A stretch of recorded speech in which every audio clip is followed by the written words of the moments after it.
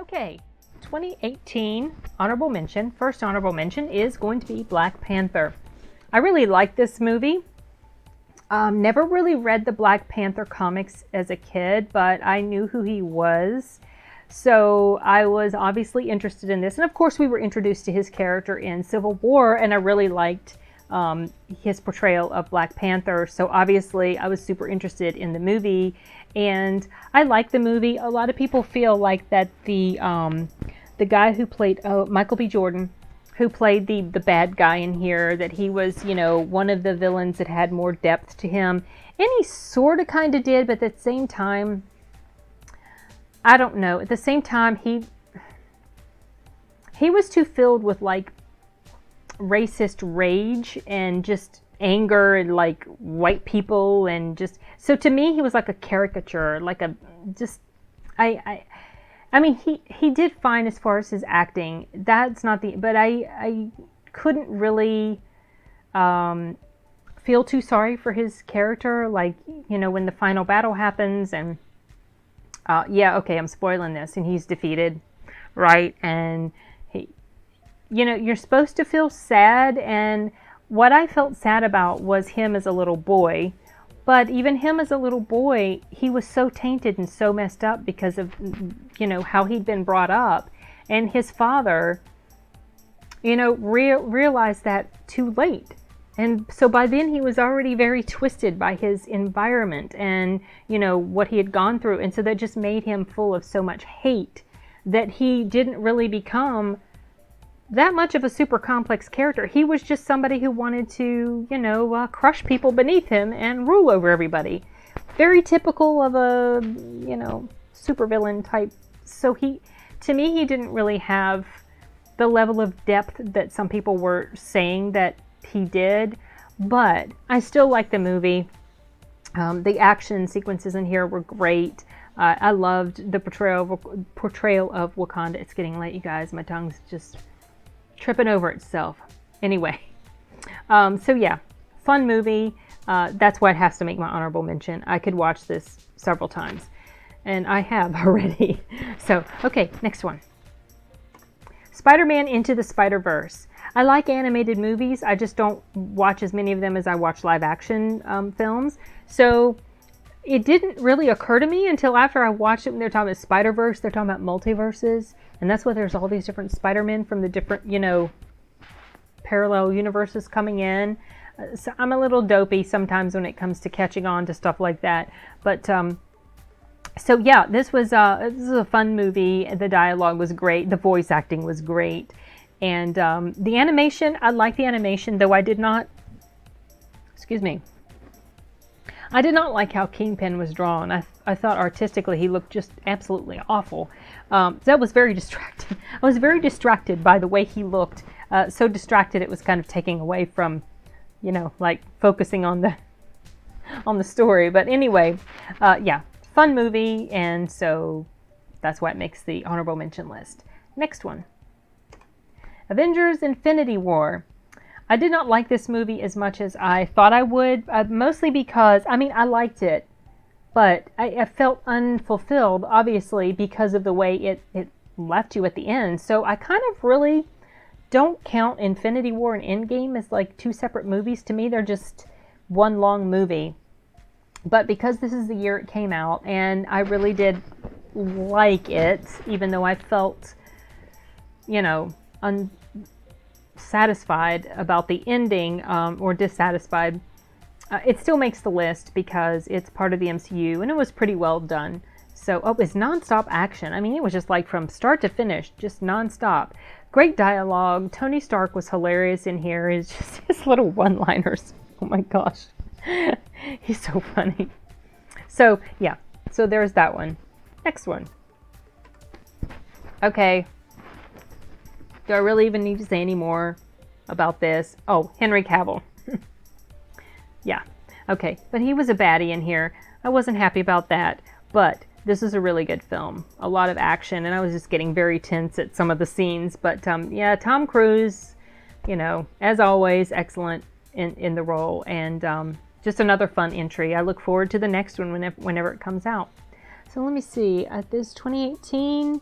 Yeah, this one is the last one of my honorable mentions. So my number one for 2018 is Halloween 2018. I liked that they got rid of all the movies after the original, even though I did like H2O. That one was decent. But, so they basically go Halloween 1 and Halloween 2018. This was another movie that I was really nervous about how well it was going to go, how good it was going to be. So I stayed away from reviews, I stayed away from trailers, went to go see it, and was absolutely thrilled with how it went. The acting was really good. The score, of course, you know, the scary, typical score. John Carpenter came back to work on the score for this, and he did a really good job. And I like the, you know, the whole mask. Of course, you know, they used a different actor. Well, the original actor did come back for like a one scene, I think. But anyway, I liked the way they did the storyline. It was obviously, you know, quite bloody. Not as bloody as I thought it was going to be. Certainly not to the level of some of the other Halloween movies that came after the first one. But still very well done. I loved the ending. Gave me chills, that scene where he's looking up at them after... Yeah, I'm getting into spoilers, and I said I wouldn't. But anyway, just really good. The score's just so good. Really puts you into that mood, and I'm super excited for the next one that's coming out. This is also going to be the next two that are coming out this coming year, 2020 and 2021. I'm going to do like a blackout of the trailers or reviews. I'm not going to look at any of them. So hoping that they're going to be as good as this one was, and it's going to be really well written and a good, satisfying conclusion to this story. I guess we'll see, but hopefully it'll end up as good as this one did. Okay, so now let's move on to the last year of the decade. Well, even though maybe not officially, I don't know. Maybe the decade really is not officially done until 2020, but whatever. 2019, favorite movies of 2019. Okay, for 2019, first honorable mention, and you know, the honorable mentions, they're not in any particular order. I just, you know, they're just honorable mention. Knives Out. I saw this on Thanksgiving Day, and I did a review video of it. So, you know, to get into anything more in depth about that, I guess I would just say, you know, go check out that review video, because I'm trying to wrap things up. I've been yammering on and on. Very good whodunit, sort of in the vein of like Agatha Christie type novels. The acting in here was just excellent. The writing was superb.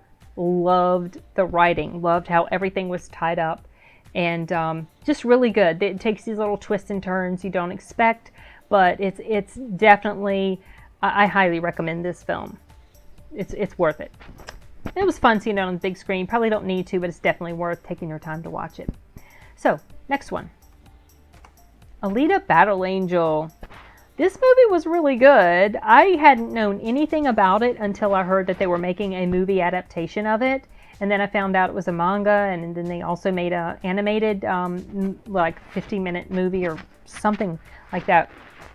And so yeah, I really liked the digital work in this. Was phenomenal. It was so good. Like, you knew she wasn't, you know, a human, because she's like part cyborgish type, you know, part human. She's got a human brain and everything.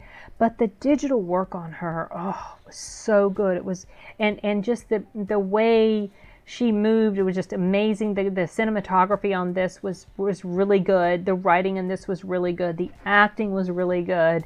This was very fun. My only disappointment is the way it ended, like it's sort of open-ended. There's no conclusion, and we don't know yet if there's going to be a sequel. There might not be a sequel, because unfortunately it didn't perform spectacularly at the box office. I mean, it didn't do horribly, but it didn't do all that great. So that means a sequel might not be happening, which is disappointing, because I really would like to see a resolution to her story. But, you know, maybe one day we'll get lucky, but I don't know. So far, you know, the last I checked, there was nothing, unless something has changed very recently. There were no plans as of yet. There was the hope that there would be, and it's done really well in Blu-ray DVD sales. I mean, it's consistently like in the top I think even very recently was like number 1 or number 2 in one of like the categories in Amazon. So it's doing really well in sales still. And maybe, well, that might be what revives it and brings it back for a sequel. We'll see. Okay, moving on. Let's see, next movie. Obviously, Avengers Endgame. Now, I like the time travel thing for this, so obviously that's gonna be why it makes my list of honorary mentions. I also liked the writing. I'm sure there's a lot of plot holes, and it kind of hurt my head to think about the different time stuff. And wait, if he did this, and how could he do this over here, and then I messed up this and this. You know, I try not to think too hard about it. I just try to go with the flow for it. It was this movie that made me change my perspective on Black Widow and Scarlett Johansson's portrayal of Black Widow. It took her, what happened to her, to sort of like, oh, you know, here I thought maybe I would be glad that it happened, and it's finally she's, you know, but I wasn't. It was touching. That was a very, very touching scene, and it was very well done, quite moving. And I'm looking forward to her movie that's coming out. I really wish that this had been the movie that came out earlier this year. That should have been the first female MCU. They should have not ever even done Captain Marvel. She's just doesn't really add much of anything of substance to this franchise. I feel like that was a huge mistake. I'm pretty sure that the reason that they did what they did with Captain Marvel is because they saw how successful Wonder Woman was, so they wanted to come out with their own. Like, they rushed this, you know, female-led MCU, and then they throw her into the story, and it's like, they kept saying she was like a fan favorite. She's not really. She's not. As far as, you know, the comics, no. So they just botched that whole thing. But really, if anyone deserved their own solo movie, if any one of the females in the franchise deserved it, it would have been Black Widow's character. She's been firmly established in the MCU. She's been with us since almost the beginning, since Iron Man 2. You know, she's just entrenched. And why not? No, instead they throw this random... Anyway, so it does feel like her movie coming out next year is just a little bit too late. However, it will probably still do fairly well.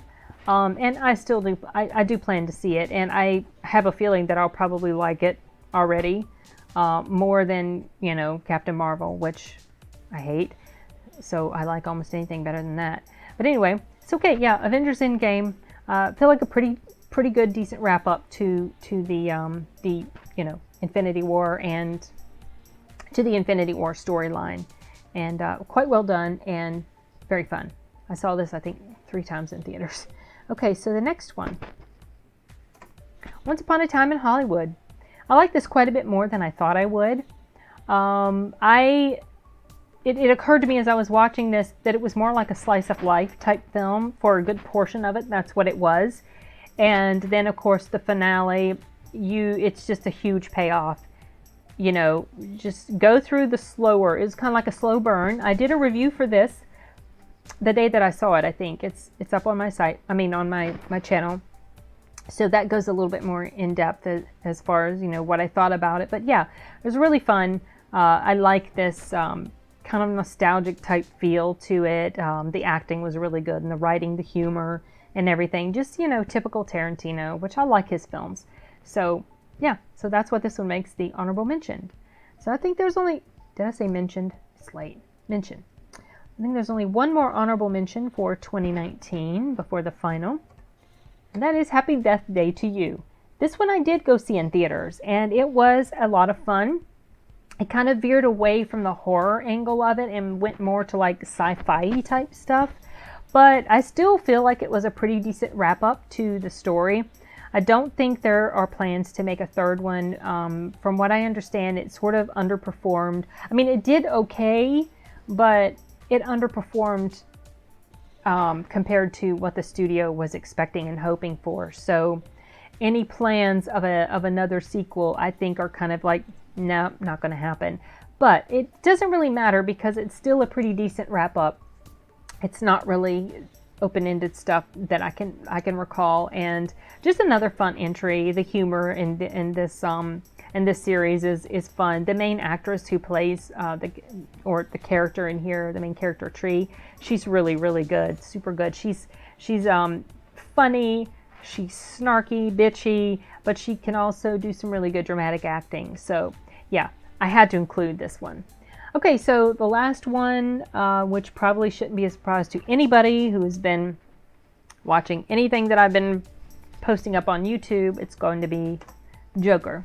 This is my favorite film of 2019. I did not expect to like it as much as I ended up liking it. And the very first time I saw it, I thought this is a one-time viewing.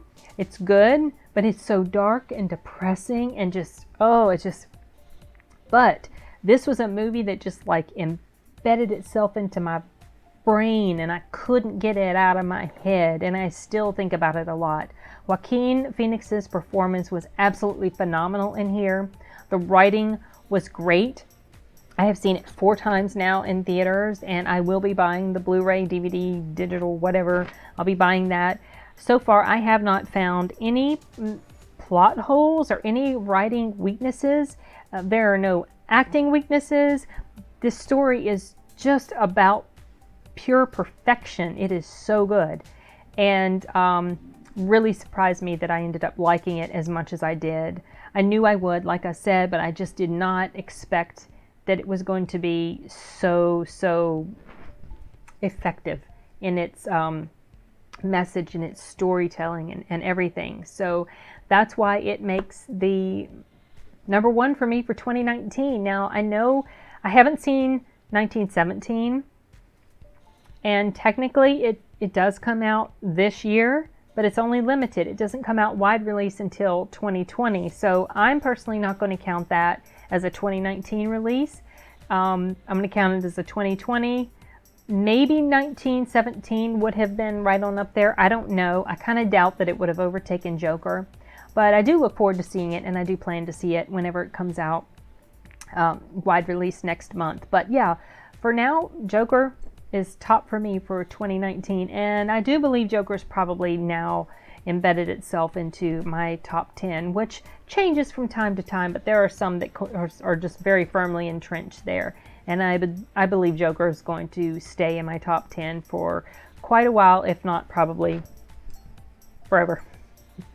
So that's it, you guys, for my favorite films of the decade. I rambled very long. Sorry about that. I'm definitely going to be breaking this up into parts. So what were your favorite films of the decade? If you know, it's kind of hard to pick, right? Because it's a lot. It's easier if you just like pick one year and then that's my favorite films for the year. But then when you expand it out to 10 years, it's like, oh my gosh, I forgot that movie came out. I really like that movie. So anyway, so let me know what your favorites were, and let's talk about some good stories. Okay, you guys, I'm gonna wrap this up. It is late. I'm tired, and I have talked long enough.